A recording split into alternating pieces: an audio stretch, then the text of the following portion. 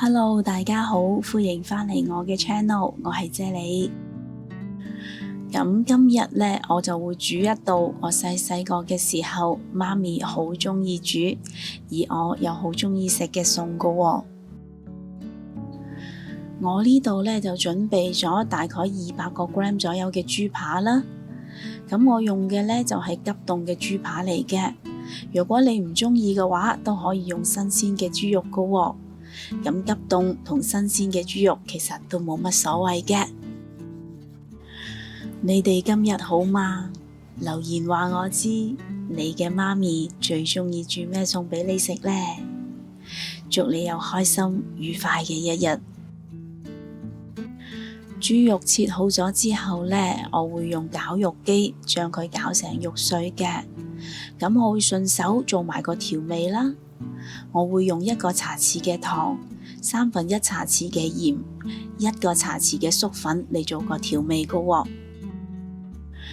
我會將呢一個餸嘅所有食材用料呢 list 咗喺影片嘅最後啦。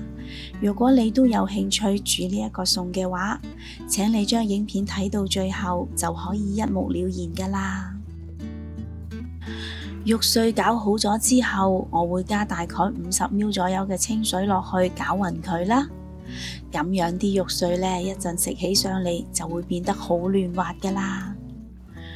若果你對我嘅食譜有任何疑問嘅話，請你將個問題寫低喺下邊評論區嗰度啊！我係非常之咁樂意同大家一齊討論㗎。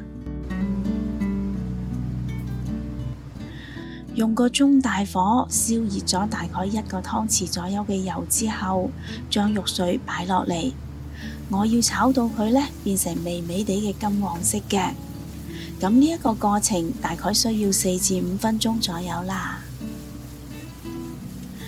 炒緊肉碎嘅同時呢，我呢度準備咗4粒嘅雞蛋啦。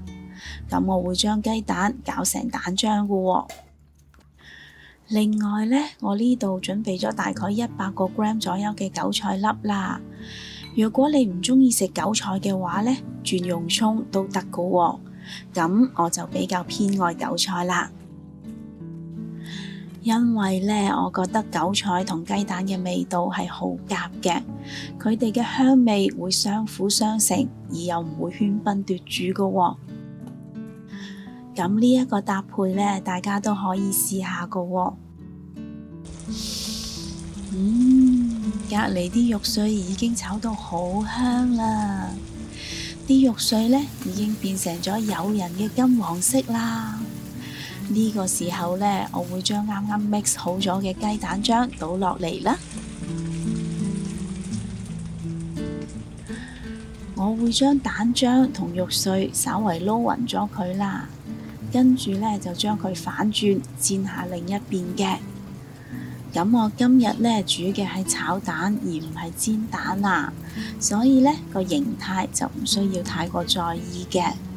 即係呢，唔需要煎到佢一個餅咁樣咯。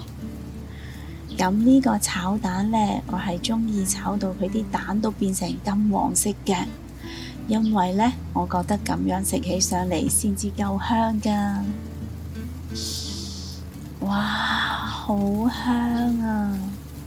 煎香咗嘅韭菜同雞蛋嘅香味真係好香，真係會令人流晒口水㗎。呢個餸雖然只係落咗少少嘅調味料啦，但係呢，食落嘅味道同埋口感嘅層次係非常之豐富㗎喎。不如今晚你都試下煮呢個咁簡單又好味嘅餸啦，同埋 share 俾你身邊有需要嘅朋友啦。若果你都鍾意我嘅食譜，請你俾 like 同埋留言話我知啦。記得訂閱我嘅 channel， 順便撳埋隔離個鐘仔啊！多謝晒你嘅收睇，我哋下一個食譜再見啦，拜拜。